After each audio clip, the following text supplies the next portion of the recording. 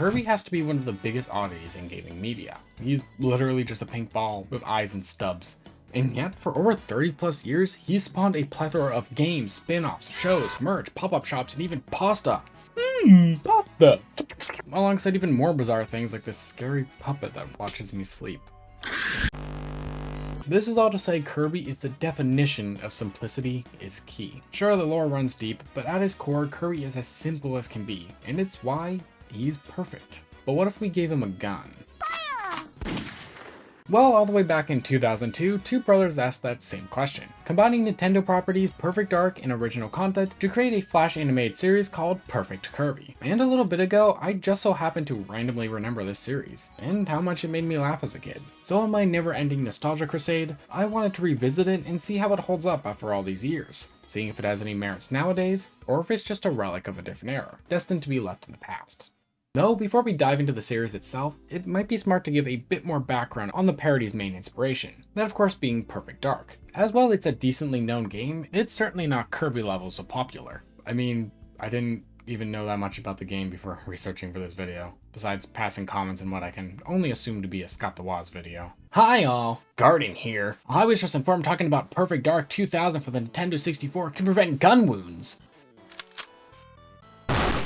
Well, I guess that's what I get for having my bulletproof best how-to guide next to my Perfect Dark wiki tab. Last time I make that blunder. Perfect Dark was a first-person shooter/stealth game made for the Nintendo 64 by Rare, and released in 2000, making it one of the later N64 games. Yet, even then, it's considered one of the best, being seen as a spiritual successor to GoldenEye 007. They're not a part of the same series per se, but share a lot of similarities and clear inspiration. That is literally what a spiritual successor is. Why'd I write that into the script? Both having strong single and multiplayer offerings with cool and inventive weapons and gadgets. Both games fully leaning into the 60s to 80s science fiction secret agent aesthetic. At least that's what I can tell from reading and watching about it. While I did have my time with the N64 as a kid, it wasn't until around middle school when I was in foster care that I actually used it for any prolonged period of time. Growing up, I was more of a DS and PS3 kid, with a sprinkle of GameCube in there. So I never got to experience games like Perfect Dark, but from what I can tell, it looks like a fun but potentially dated time. And with the early internet becoming increasingly more accessible and popular around this time, with websites like Newgrounds gaining new traction, it's no surprise that those inspired by this game might just land there. Which brings us to Perfect Kirby itself. And what I said in the intro was actually pretty accurate,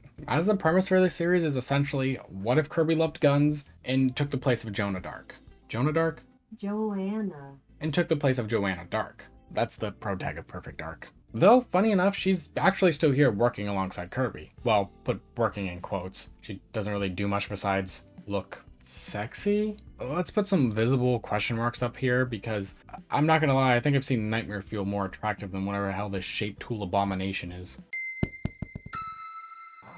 Smash. Okay, that felt mean. That aside, it's about time that we learn about our favorite pink friend. With this iteration of the Pink Buffalo being a sort of vigilante, with the first episode opening up with him stopping some classic numbskull robbers. This act resulting in him getting scouted by an agent named Neil to work at their agency, called The Institute. A secret agent agency staffed with Nintendo and similar characters fighting crime, as well as some original human characters which, oh my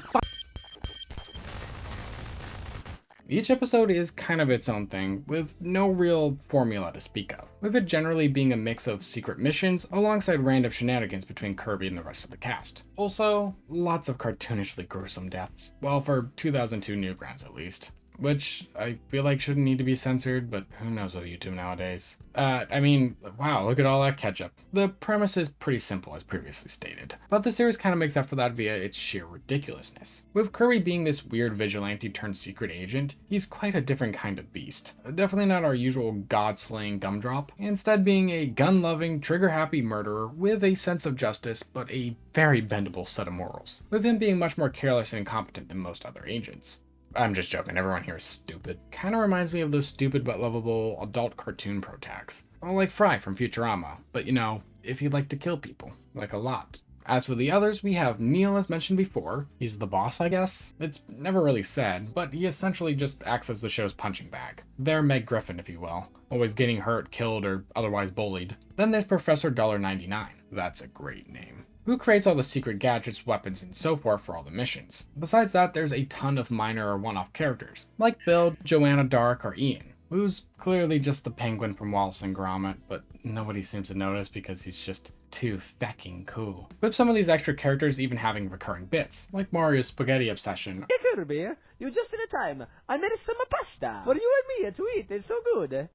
No! Or Link randomly showing up in an episode. As for some of the actual plot lines, episodes can vary from stopping smugglers from bringing illegal Xboxes to England, to protecting George W. Bush from being cloned using an unknown gene called the Hippin' Jippin' gene. This is truly as early Newgrounds animation as you can get, which tracks. As even beyond the crazy plots, there is plenty of crude humor, violence, and like I said, George W. Bush, because of course it was 2002 to 2005 that these were being made. I'm surprised there isn't more of him. Besides the comedy and writing having that old Newgrounds feel, the art style itself really does speak to that time as well. Heavily using the line and shape tool along with everything being shaded with an aggressive gradient, looking like a mix of Pico's school and that old DeviantArt style everyone seemed to have during middle school, myself included. As for the animation itself, I'm sure it is blatantly obvious from the first second I showed it that it's a little scuffed. But with this being the first time these two were dealing with animation, it's surprisingly watchable and was pretty ambitious. Plus, as the series goes on, it does improve quite significantly.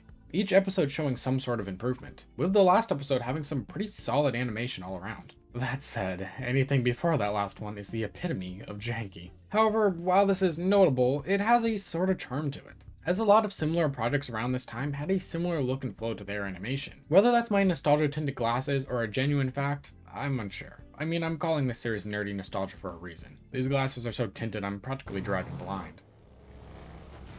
I'm okay. So perhaps to everyone else, it just looks dated, and lacks that charm that I see. I'm not gonna act like this is a masterclass in art.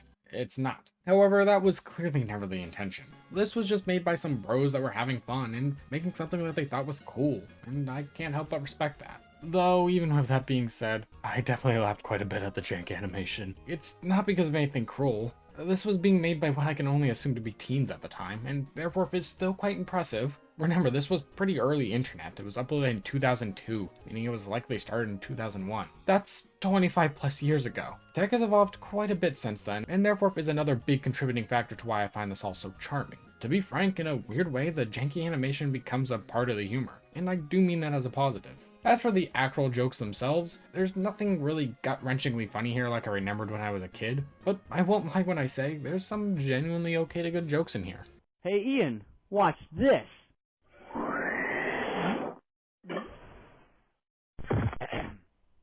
Mamma mia. Oh man, well, I can't tell which is which. Wow, Ian, how did you know which one Kirby was? Though, from those quick clips, I'm sure you can tell there's a much more prominent issue than the writing or animation. The audio. I know I'm one to complain. I mean, go watch my first few videos. I sound like I'm in a locked box with the mic propped up against it. I'm barely a whisper. But hey, it could always be worse. They serve pancakes in prison? Just shut up, Lenny. Shut up! Shut up! Shut up!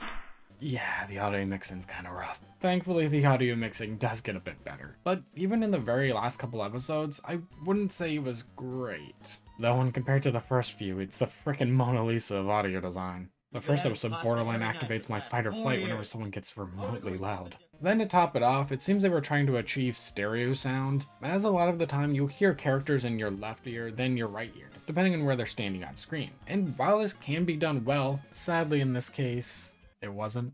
Go some stealing, stealing, stealing. We're gonna go some stealing. La, la, la, la. Sing it with me! No. Now shut up. And therefore was very distracting. Though that was mostly a problem for the first few parts. But the audio in general is kind of a problem throughout the series as a whole. And I was going to do an episode by episode deep dive / breakdown and ranking, but not gonna lie, I'd recommend just watching the series as a whole if you're even remotely interested. All the parts put together is less than an hour and a half and will be linked below for those who do want to check it out. Though if I had to speedrun a ranking, I'd say episode 1 is the weakest, but still has some okay jokes. Then I'd say episode 3 is the second weakest. It has some funny bits and we get to meet the coolest penguin. But otherwise just goes on for a bit too long and I don't know, I just wasn't vibing with it as much. Episode 2 be next, being one of the few times we actually see Kirby go on a stealth mission, and therefore having a slightly more unique and creative set piece. Lastly, my favorite episode would have to be the last one, Midnight Snack. where we see Kirby try to make a hot dog for, well, a midnight snack, and a bunch of Looney Tune-esque shenanigans ensuing. It's also the origin to one of the most well-known clips. Neil better refill the fridge, or I'll do to him what I did last time. Ooh doo doo doo doo doo da da. Oh Neil. Ha.